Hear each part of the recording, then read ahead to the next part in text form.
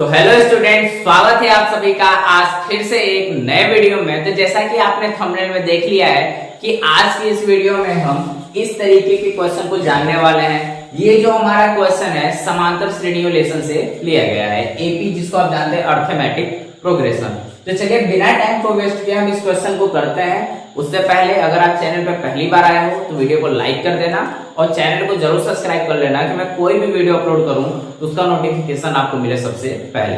तो देखिए यहाँ पे इस क्वेश्चन को क्या है कि रिक्त स्थान की पूर्ति करें और हमारा देखो पहले पद को ही दे रखा है खाली स्थान। ठीक, जो हमारा पहला पद है इसका ही वैल्यू निकालना है। दूसरे पद का मान हमको यहाँ पे दे रखा है कितना 13। तीसरे पद का मान फिर से खाली है और चौथे पद का मान यहाँ पर हमको कितना दे रखा है 3। ठीक, तो देखिए ये हमारे लिए क्या है a, ये हमारे लिए क्या है a2, ये क्या है a3 और ये क्या है हमारे लिए a4। ठीक है ना। अब देखिए इस क्वेश्चन को कैसे करेंगे और मैं करके बता रहा हूं तो वीडियो को बिल्कुल भी स्किप मत करिएगा। ठीक है ना।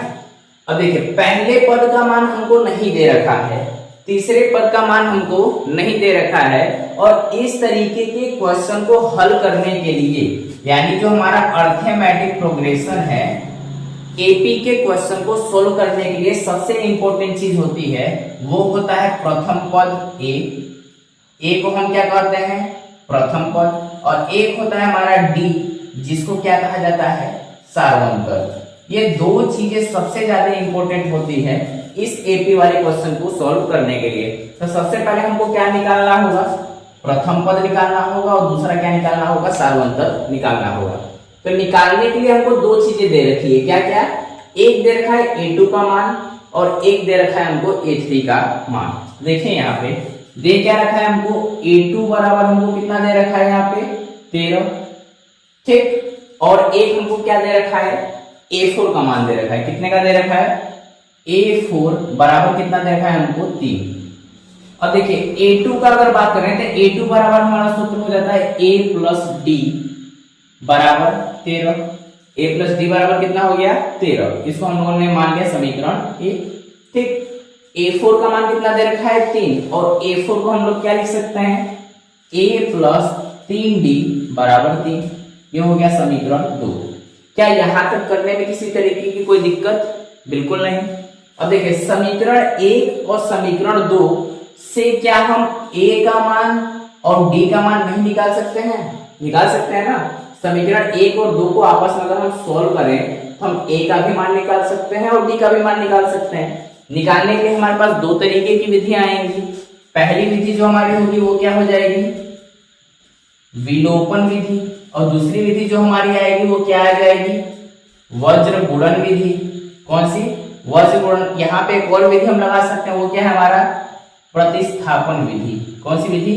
प्रतिस्थापन विधि। ठीक, तो देखिए अगर मैं यहां पे कर दूं कि समीकरण 1 में से, ठीक है, समीकरण 1 में से 2 को क्या करने पर घटाने पर, ठीक है, हम समीकरण इस 1 में से समीकरण 2 को क्या करेंगे घटाएंगे। तो ठीक है समीकरण 1 को मैं पहले लिख लूं। समीकरण 1 है हमारा a प्लस डी बराबर 13।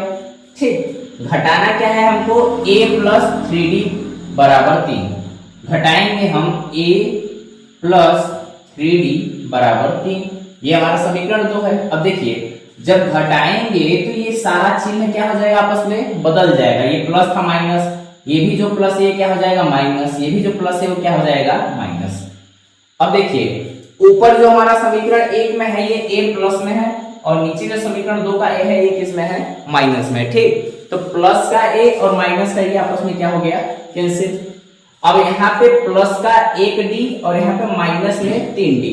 तो देखो प्लस और माइनस की अगर हम बात करें प्लस और माइनस मिलकर हमारा क्या बनाता है माइनस, मतलब हम इसमें से क्या करेंगे घटाएंगे। दूसरा चीज जिस चीज का वैल्यू बड़ा होता है हम उसके साइन को रखते हैं यानी उसके चिन्ह को आपस में रखते हैं। तो यहाँ देखिए प्लस और माइनस क्या हो जाएगा हमारा माइनस हो जाएगा और 3d में से अगर 1d किया तो कितना बचा 2d और यहाँ पे 1d वाला चिन्ह बड़ा होगा या 3d, 3d हमारा वैल्यू बड़ा है इसलिए इसका चिन्ह रखेंगे क्या रखेंगे माइनस में 2d बराबर। अब यहाँ देखिए फिर प्लस और माइनस हमारा क्या मिलकर बनेगा माइनस। तो 13 में से अगर 3 को घटाएंगे तो कितना आएगा 10। और बड़ी संख्या क्या चीज थी 13, और 13 किस चीज में प्लस में, तो हम प्लस में इसको रहने देंगे। तो यहाँ पे हमारा क्या आ गया, अगर हम d बराबर करें तो क्या हो जाएगा -10/2, और 2 से इसको काट दें तो कितना आ जाता है हमारा -5। d का वैल्यू हमारा कितना आ गया -5। और यही मैंने बताया कि हम लोग को निकालना क्या है, प्रथम पद निकालना है और सार्वमतन निकालना है। ठीक, तो d का मान हमको पता चल गया। ठीक, अब हम लोग क्या निकालेंगे प्रथम पद। d का मान पता चल गया, अब हम क्या निकालेंगे प्रथम पद। तो देखिए इस d के मान को अगर मैं समीकरण 1 में रख दूं या फिर समीकरण 2 में रख दूं तो यहां से हमारा इजीली इसका मान निकल जाएगा a का मान। देखिए इस d के मान को मैं किसमें रखूंगा समीकरण 1 में, यहीं पे मैं कर दे रहा हूं कि d का मान समीकरण 1 में क्या करने पर रखने पर। ठीक है, अब देखिए समीकरण 1 है हमारा a + d बराबर 13, और जो d का मान आया है हमारा कितना आया है, d का मान हमारा -5 आया है, और इस जगह पे हम कितना रख देंगे -5 रख देंगे। ठीक है, तो देखिए a + d की जगह पे कितना होगा -5 बराबर 13। अब a प्लस और माइनस मिलकर क्या हो जाएगा -5 बराबर 13, और a बराबर करेंगे तो 13 प्लस का 5 है अगर उधर जाएगा तो किस सॉरी माइनस का 5 है अगर उधर जाएगा तो किस में आ जाएगा प्लस का 5, और a का मान यहाँ पे 13 + 5 बराबर कितना हो गया 18। अब यहां से हम लोगों ने a का भी मान निकाल लिया और d का भी मान निकाल लिया, और मैं स्टार्टिंग में ही बोला था कि हमको प्रथम पद निकालना होगा और सार्वमतन निकालना होगा। अब दोनों चीज निकल गया है। अब देखिए क्वेश्चन में क्या क्या चीज मिसिंग है, एक है प्रथम पद मिसिंग है a का मान, और दूसरा क्या चीज मिसिंग है a3 का मान। तो a का मान तो हम लोगों ने ऑलरेडी निकाल लिया, a का मान कितना हो गया 18। तो एक आंसर हमारा यहां से आ गया कि a का मान कितना हो गया 18। ठीक, अब हमको क्या निकालना है a3 का मान, क्या निकालना है a3। तो देखिए अगर मैं a3 की बात करूं तो a3 बराबर हमारा फॉर्मूला क्या हो जाता है a + 2d, क्या हो जाएगा a3 बराबर a + 2d। ठीक, तो a3 बराबर करूंगा तो a का मान हमारा कितना है, यहां से पता चल जाएगा कितना हो गया 18 प्लस 2 मल्टीप्लाई d का मान अभी हम लोगों ने निकाला है, कितना निकाला है -5। तो यहाँ पे मैं कितना रख दूंगा -5।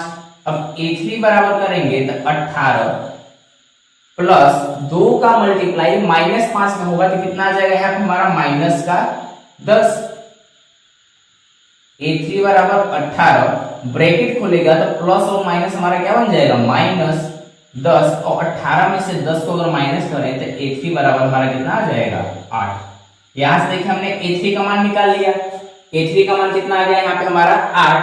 तो अगर इसको फिल करें तो जो a है हमारा a का वैल्यू हमारा कितना आया है 18, a2 का मान हमको ऑलरेडी दे रखा है 13, हमको निकालना क्या चीज था a3, और a3 का मान हमने कितना निकाला है यहाँ पे 8। तो a3 का मान यहाँ पे कितना हो जाएगा 8, और हमारा a4 का मान ऑलरेडी दे रखा है। तो देखिए कितने आसान तरीके से हम लोगों ने इस क्वेश्चन को क्या किया है सोल्व किया है। सबसे पहले हम लोगों ने क्या किया कि हमको जो वैल्यू दो चीजें दे रखी थी, इन दो चीजों की सहायता से हम लोगों ने a और d निकालने का प्रयास किया। यहाँ पे दो समीकरण बना, दो समीकरण से फिर हम लोगों ने क्या किया a का मान और d का मान फाइंड किया, और a और d का मान फाइंड कर लिया तो हम किसी भी मान को इसमें क्या कर सकते हैं बहुत ही आसान तरीके से निकाल सकते हैं। कि आई होप कि आपको ये वीडियो पसंद आई होगी। वीडियो को लाइक करना, अपने दोस्तों के साथ शेयर जरूर करना। हम फिर से मिलते हैं एक नए वीडियो में, तब तक के लिए जय हिंद जय भारत।